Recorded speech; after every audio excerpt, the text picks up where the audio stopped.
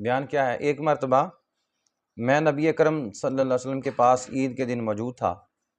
آپ صلی اللہ علیہ وسلم نے ارشاد فرمایا، انصار کے سردار کو میرے پاس بلا کے لاؤ۔ لوگوں نے حضرت ابی بن قعب رضی اللہ تعالیٰ عنہ کو بلایا۔ نبی اکرم صلی اللہ علیہ وسلم نے ارشاد فرمایا، اے ابی، تم عیدگاہ جاؤ اور وہاں جھاڑو دو، جھاڑو دینے کا حکم دو اور لوگوں کو ہدایت کرو کہ وہ نکلیں۔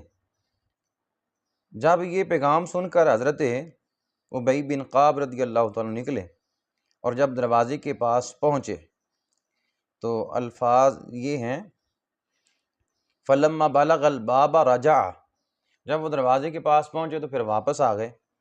فقال یا رسول اللہ، تو حضور کی بارگاہ میں عرض کرتے ہیں، یا رسول اللہ، والنساء، کیا عورتیں بھی نکلیں؟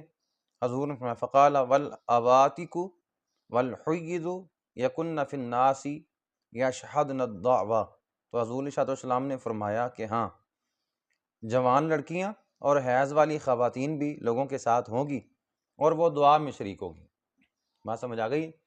جو عورتیں حائض ہیں، یعنی جنہوں نے نماز نہیں پڑھنی ہوتی، وہ بھی ضرور آئیں۔ نماز تو نہیں پڑھ سکتی لیکن وہ دعا میں شریک ہو جائیں گی۔ اگر خواتین مسجد میں نماز پڑھتی ہوں عید کی تو پھر تو ان کو مسجد میں جانے کی ممانعت ہے، خاص دنوں میں نہیں جا سکتی۔ لیکن اگر باہر عیدگاہ میں نماز پڑھی جا رہی ہے، یا جیسے یہاں مدرسے میں علیحدہ ایک جگہ ہے جہاں نماز پڑھتے ہیں، تو وہاں عورتیں جو ہیں وہ آ جائیں۔ وہ نماز تو نہیں پڑھ سکتی لیکن دعا میں شریک ہو جائیں۔ یہی نبی علیہ السلام کا ہمیں حکم ہے۔ بات سمجھ آئیے؟ ہماری خواتین نکلتی نہیں، کہتے ہیں جی ہم نے نماز نہیں پڑھنی۔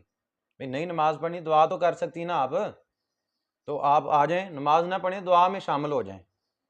ہو سکتا ہے کہ کسی کی زبان سے نکلی ہوئی آمین جو ہے اسے دعا اللہ کی بارگاہ میں قبول ہو جائے، اور ان قبولیت والوں میں آپ بھی شامل ہو جائیں۔ سمجھ آئیے؟ تو یہ جو نہیں آتی نا، یہ بس یہ پتہ نہیں نا ان کو بیچاریوں کو، وہ سمجھتے ہیں کہ شاید وہ دعا بھی نہیں کر سکتے، حالانکہ دعا کر سکتے ہیں۔ بات سمجھ آ گئی ہے؟ صرف نماز نہیں پڑھ سکتی، قرآن پاک کو ہاتھ نہیں لگا سکتی، یا اس حالت میں مسجد میں نہیں جا سکتی۔ باقی آپ شامل ہو جائیں دعا میں ضرور شریک ہو جائیں۔ حضور صلی اللہ علیہ وسلم نے خود فرمایا، والعواتق والحیض یکن فی الناس یشہدن الدعوۃ، فرمایا کہ جوان لڑکیاں اور حیض والی خواتین بھی لوگوں کے ساتھ ہوں گی اور وہ دعا میں شریک ہوں گی۔ سمجھ آ گئی؟ ٹھیک ہے؟